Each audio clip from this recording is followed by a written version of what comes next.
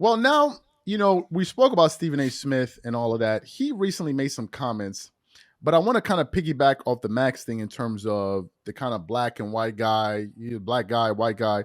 Stephen A. Smith basically said something as it pertained to Pat McAfee. He said essentially, because he clarified it on his show, he said that Pat McAfee is given certain passes because number one, he's not expected to take political views and political stances on things to toe the line according to the way Disney sees things. And number two, he said that he's going to get breaks because he's white that I wouldn't get because I'm a black person. When I heard that, I felt like Stephen A. Smith sometimes, like, often plays the race card when it's not necessary. What are your thoughts about him saying that things are harder on him at ESPN because he's black and people kind of overlook things because Pat McAfee is white and no one expects him to answer the tough questions? Yeah, that's lazy. That's lazy. It's really damaging to those who don't know Stephen A. Smith, those who don't have the same level of success as Stephen A. Smith. I know Stephen A. Smith is trying to tell all the people, his people, that I'm down for y'all. I got y'all back. I'm fighting for y'all up here. And that's the dumbest thing you can do to our people. Let me tell you why. Because I'm from the same, if you want to say, level from the bottom growing up. There's a boogeyman out there that it's funny that a lot of race hustlers and a lot of successful black people want to always subscribe to. They want to tell everybody back there, no matter how successful you are, how much money you got, you're still an N-word. I don't use the N-word, but you're still a ninja.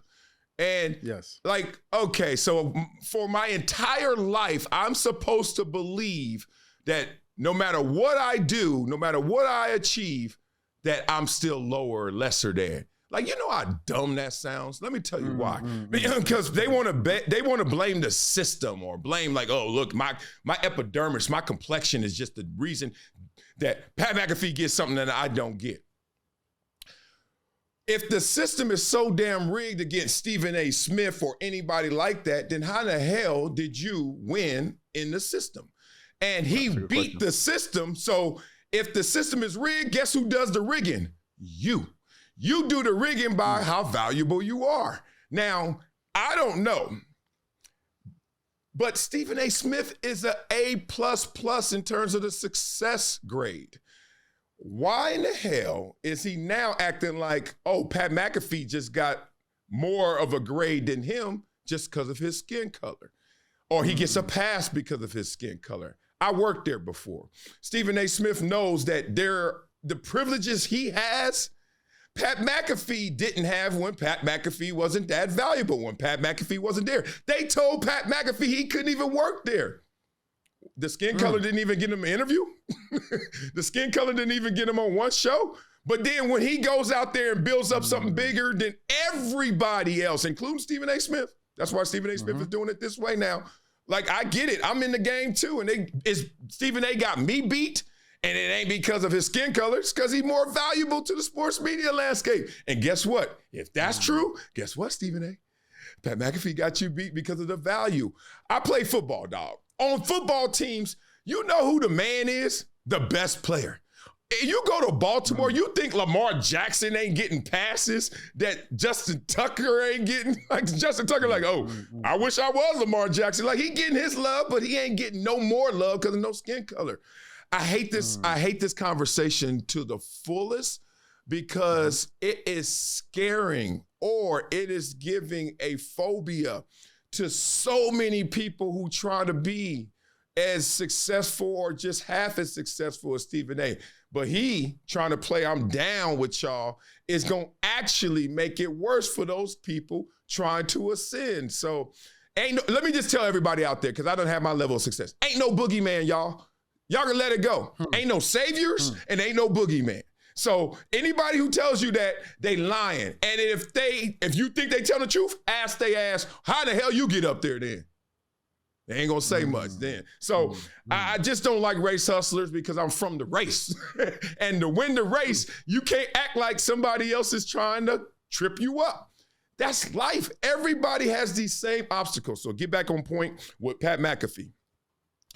Pat McAfee is just more valuable to ESPN right now than Stephen A. Smith not because his show is better. It's because he has leverage. He has the leverage of I can go back to 125 million plus. Yes. So what y'all say? What'd you say? Yes. And then Stephen A. Smith is building something so he can say, well, I can go and do that.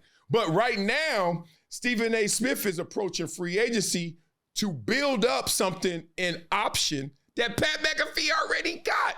That ain't race-based, y'all. That's just how the game went.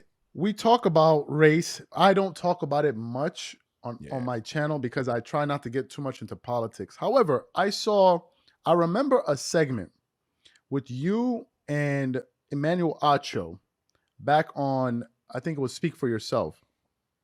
And you guys were talking about race. I think it was something pertaining to some comments that LeBron made about maybe the time they painted his house, something like that. I know there was a discussion with Jason Willock and all of that. I've noticed, as someone that talks about ESPN, that a lot of people are turned off by ESPN, even though they still somehow get all of these people to watch their shows, although they're losing subscriptions. I don't know how it all works. But a lot of people are starting to get turned off by ESPN because they feel like they're always making everything about race, and they try to do it a lot.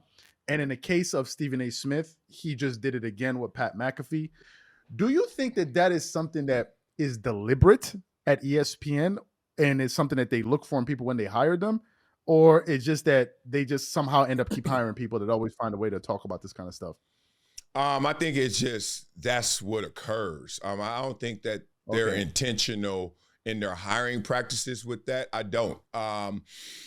Why? Because you can see that there's a cultural pressure that's greater than ESPN from our American landscape, our American politics, that if you're a liberal, progressive, speak loudly about it.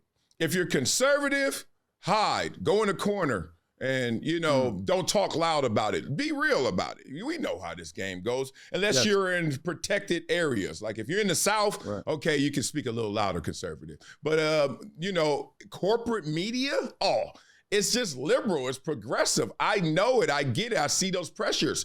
So the reason people are upset at ESPN because of all of the race baiting is not because it's just a race conversation. It's because it's not a balanced conversation. It's not a two-way street. It's when Will Cain was there, they had some conservative ideas coming out, but it's always like 9-on-1. It's like we got 10 people up here and 9-on-1. There's 9 liberal progressives or just silence.